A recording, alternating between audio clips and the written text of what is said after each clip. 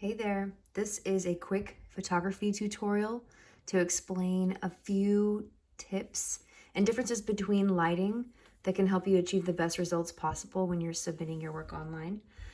So I've plugged in a different set of lamp light sources here for us. I have a very warm light here on the right, and I've got a very cool light source here on the left. Typically, photographers like to work with cool light.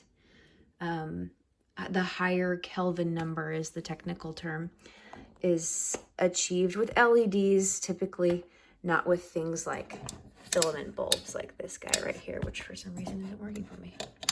Yeah, so that's a much warmer light. A filament bulb is going to give you much warmer light. Now, it's hard to tell from this photograph or this video here, but the warmer light definitely creates more distortion in the image quality. Doesn't give you that clear color that you're after, whereas the cool light can get you those brighter whites. So really quickly, as I'm using this cool toddler night light, I want to show you how you can more easily set up photography at home when you don't have access to sunlight, right? Because a lot of us work in the middle of the night. I get it. Use a scrap piece of whiteboard or paper or your sketchbook, whatever you have standing by. And from one side, please light whatever it is you're photographing from one side, so not as to cast weird shadows on it. You don't want to be standing between the light source and your drawing. And then as you'll see, like this left side of my drawing is much, much lighter than the right side. So what I'm going to do, so I'm going to use this white piece of paper to angle towards my drawing on the right. Can you tell how much brighter it is? Because I'm reflecting, I'm bouncing light from one side to the other. So dark, all I'm doing is twisting it inward. Now, obviously, I don't want to twist it too far because then I'm not going to be able to take a photo of my work. But if you just zoom in slightly, my whole piece is lit relatively evenly. An alternative is photographing from above. You want to line up the edges of your viewfinder, whether it's your phone or you're actually working with a digital camera. Line up that with the edges of your work. Same thing, use that scrap piece of paper, tilt it up and toward your work, and you'll start to see that light bouncing off from your light source onto the scrap piece of paper and then bouncing ultimately onto your drawing.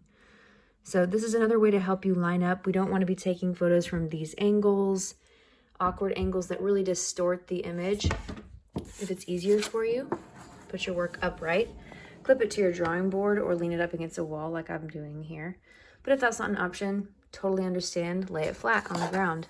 This is what I tend to do when I do have natural light, and then work from there. You should have enough light, and if you do have to edit afterwards, go back in and pull out your shadows in any editing program, and you'll be on your way to clearer color and higher contrast. I just wanted to show you how much more effective natural light is. I'm looking just outside my window here. I do have the light diffused with like a sheer curtain, but even if I did open up my curtains, I'm going to get much brighter whites, much clearer image quality.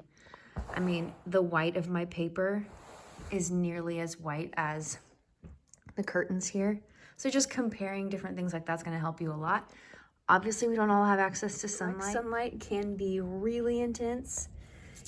I'm working face down on my porch here, but I'm able to get incredibly bright whites. The sun is kind of your best friend here, but oftentimes the sun can be too bright, can blow out your whites, and you can actually lose detail.